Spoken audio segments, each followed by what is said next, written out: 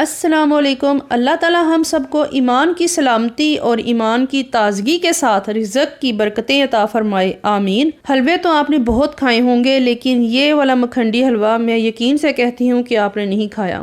محنت طلب ضرور ہے لیکن بنتا بہت ہی مزے کا ہے، تمام مٹھائیوں کو بھی پیچھے چھوڑ دیتا ہے۔ وقت ضائع کیے بغیر اپنی ریسیپی کی طرف چلتے ہیں۔ بسم اللہ الرحمن الرحیم۔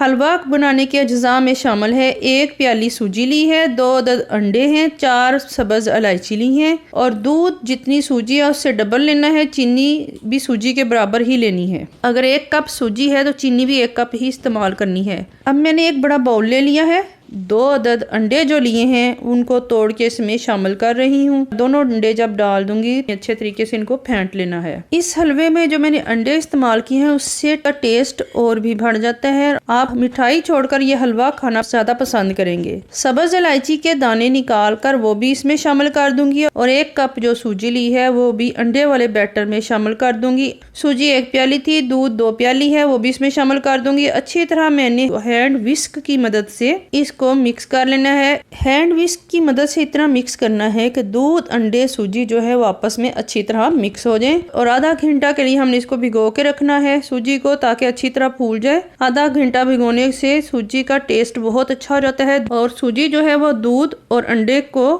ابزارب کر لیتی ہے۔ میں کور کر کے آدھے گھنٹے کے لیے اس کو رکھ دوں گی۔ آدھا گھنٹہ گزر گیا ہے، میں نے ایک کڑاہی لے لی ہے اور 3 بڑی چمچ گھی کے شامل کر دی ہیں۔ گھی میں تھوڑا سا کم استعمال کر رہی ہوں کیونکہ زیادہ گھی استعمال کروں گی اس سے ذرا حلوہ ہیوی ہو جاتا ہے۔ گھی جب گرم ہو جائے گا تو اس میں نے 2 عدد سبز الائچی کے دانے لیے ہیں، وہ اس میں شامل کر دوں گی۔ اس سے گھی کے اندر سبز الائچی کی خوشبو آتی ہے۔ الائچی کو 1 منٹ کے لیے کڑکڑانے کے بعد تھوڑی سی سونف کو شامل کر رہی ہوں۔ یہ زبردست سا انگریڈینٹ ہے جو میں اس میں شامل کیا ہے۔ سونف سے حلوے کا ذائقہ اور بڑا مزے کا بنتا ہے اور زود ہضم بھی ہوتا ہے۔ اب 1 منٹ کے لیے سونف اور الائچی کو میں نے فرائی کر لینا ہے۔ جب کڑکڑانے لگ جائیں گے تو سوجی کا جو بیٹر تیار کر کے رکھا ہوا ہے اس کو پہلے اچھی طرح مکس کرنا ہے، پھر اس کو آرام سے اس گھی میں شامل کر دینا ہے۔ سوجی کو ذرا آرام سے ڈالنا ہے، گر بھی سکتی ہے یا آئل بھی اوپر گر سکتا ہے، اس لیے بڑی احتیاط سے اس کے اندر سوجی کو آرام سے ڈالتے جائیں۔ سوجی کا جو لیکوڈ بنایا ہے اس کو ڈالنے کے بعد آنچ کو میڈیم کر لینا ہے اور مسلسل چمچ چلاتے جانا ہے۔ یہ آہستہ آہستہ تھک ہونے لگ گیا ہے۔ اگر آپ کو لگے تھوڑا گھی کم ہے تو آپ گھی اس میں شامل کر سکتے ہیں، میں نے گھی ذرا کم استعمال کیا ہے۔ کافی حد تک یہ سخت ہو چکا ہے، اب بس اس کی بنائی کی ضرورت ہے۔ جتنی بنائی کریں گے اتنا ہی اچھا یہ حلوہ بن کر تیار ہوگا۔ چینی کا بھی استعمال نہیں کرنا۔ میں نے کیریمل نہیں بنایا، اگر میں کیریمل بنا لیتی تو انڈے جو استعمال کیے تھے کیریمل کے بعد اگر بنائی کرتی تو کڑوا ہو جاتا۔ یہ حلوہ محنت طلب ضرور ہے لیکن ذائقے میں بھی اتنا ہی زبردست بنتا ہے۔ میں نے جو اس میں سونف کا استعمال کیا ہے اس سے حلوہ زود ہضم ہو جاتا ہے۔ حلوہ اب اکٹھا ہونا شروع ہو چکا ہے اور اب میں نے مسلسل چمچ کو چلاتے جانا ہے، اگر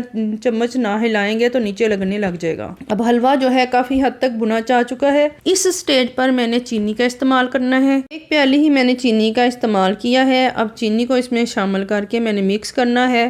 2 حصوں میں اس کو ڈال رہی ہوں اور پھر اس کو مکس کر لوں گی اور اس کو بھنائی کرنی ہے۔ بھوننا اس کو اتنا اچھا ہے کہ چینی اچھی طرح اس کے اندر مکس ہو جائے۔ جب سوجی لائٹ گولڈن ہونے لگ جائے گی اور پیندے کے ساتھ لگنا چھوڑ دے گی تو سمجھ لیں یہ بھنی جا چکی ہے۔ زبردست سی خوشبو پھیلی ہوئی ہے، حلوہ کا رنگ بھی بہت پیارا لگ رہا ہے اور اب یہ کڑاہی میں اکٹھے ہونے لگ گیا ہے اور گولڈن بھی ہونا شروع ہو چکا ہے۔ آپ دیکھ سکتے ہیں کہ نیچے لگنا کم ہو چکا ہے، پہلے زیادہ لگ رہا تھا اب نہیں لگ رہا۔ اب حلوے نے گھی کو چھوڑنا شروع کر دیا ہے۔ اب مزید 5 منٹ کے لیے میں نے اور بھنائی کرنی ہے۔ اس سے ایک تو یہ علیحدہ ہونا شروع ہو جاتا ہے اور پنجیری کی طرح بننا شروع ہو جاتا ہے۔ اگر آپ مزید اس کی بھنائی کرنا چاہیں تو کر سکتے ہیں، اس کو مزید گولڈن کرنا چاہیں تو مزید 5 منٹ اور بھون لیں۔ اس کو آپ 10 دن کے لیے محفوظ کر کے ڈبہ لے کر اس کو ایئر ٹائٹ کر کے فریج میں رکھ سکتے ہیں اور آرام سے اس کو گرم کر کے کھا سکتے ہیں۔ اب یہ زبردست سا تیار ہو چکا ہے اور میں نے نیچے آنچ کو بند کر دینا ہے اور بند آنچ پر میں نے تمام ڈرائی فروٹ کو مکس کرنا ہے۔ تھوڑے سے بادام لے کر ان کو تھوڑا سا کوٹ لیا ہے اور تھوڑی سی کشمش لی ہے وہ اس میں شامل کر رہی ہوں۔ آپ چاہیں تو اخروٹ، چاروں مغز، ڈرائی فروٹ اور جو بھی شامل کرنا چاہیں وہ اس میں شامل کر سکتے ہیں۔ بچوں بڑوں کو سب کو بہت اچھا لگے گا۔ یہ حلوہ ایسا ہے کہ اس کو کھانے سے جی نہیں بھرتا۔ ماشاءاللہ جی بہت ہی مزے کا حلوہ تیار ہوا ہے۔ امید ہے آپ کو آج کی یہ مکھنڈی حلوے کی ریسیپی پسند آئی ہوگی۔ منفرد طریقے سے میں نے یہ حلوہ بنایا ہے۔ اپنی قیمتی رائے مجھے ضرور دیجیے گا اور اپنی دعاؤں میں مجھے یاد رکھیے گا۔ اللہ حافظ۔